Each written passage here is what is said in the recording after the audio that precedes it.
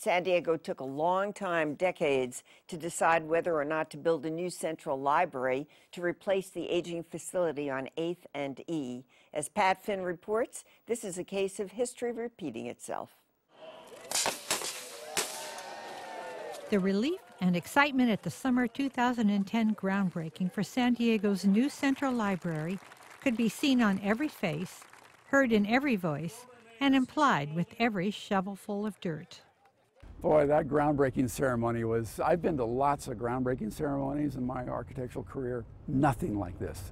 It was just wonderful. There was an emotion, a joy that I had never felt, a civic camaraderie. It was like San Diego was all one family all of a sudden. The fact that it took several decades to get these people together in this spot to shovel this particular dirt is a story that is typical San Diego.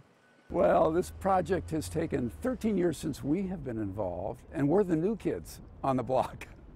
The first study on this library was done in 1973, 37 years ago. From the beginning in 1882, the Central Library was much used and too small, themes that would replay many, many times over the years. The first library was on 5th and G.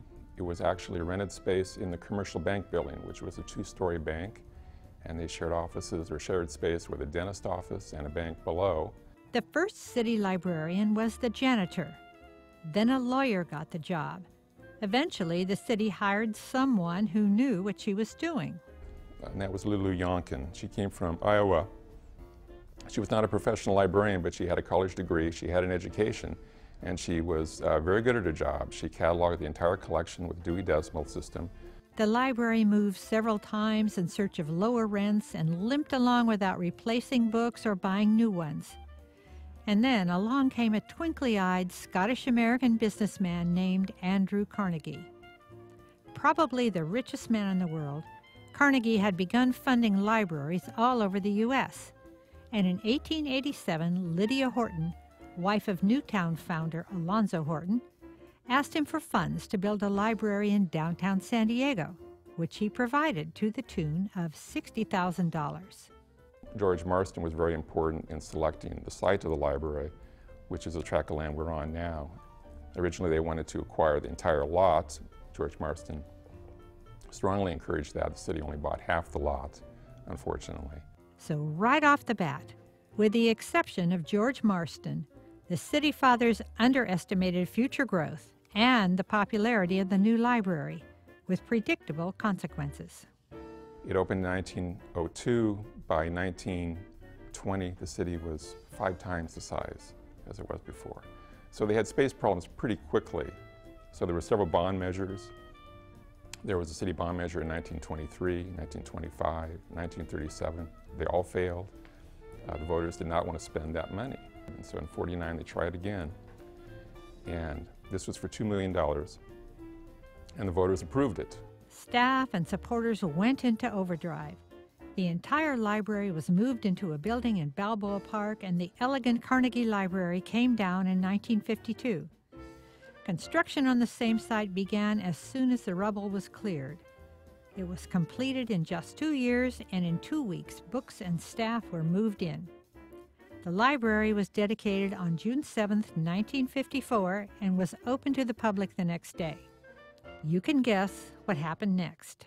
Population was about 350,000 people when we opened this library. 10 years later, it was twice that. So by the early 1960s, we were full again. It just wasn't feasible to build onto this library. And there are a number of challenges with this building, probably $8 million worth easily, to just bring the building up to a standard that's livable, but not certainly as a functioning modern library.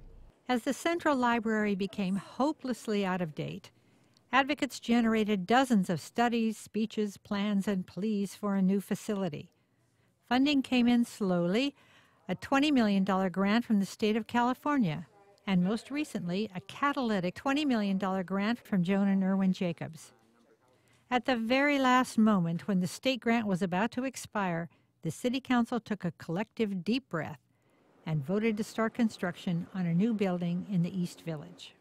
This library is 144,000 square feet, and we will be moving to a library that's more than double that. It will be 300,000 square feet, and this library has 3 floors. The new library will have 9 floors, so there's a big difference in what we'll be able to do in the new facility compared to this current building.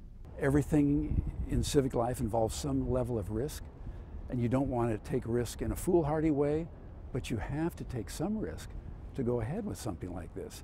So in the case of the library, there's $32 million that still needs to be raised.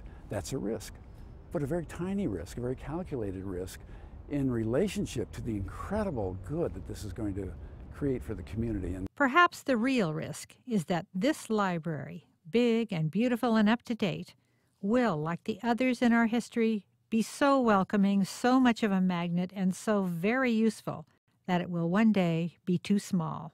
We can only hope.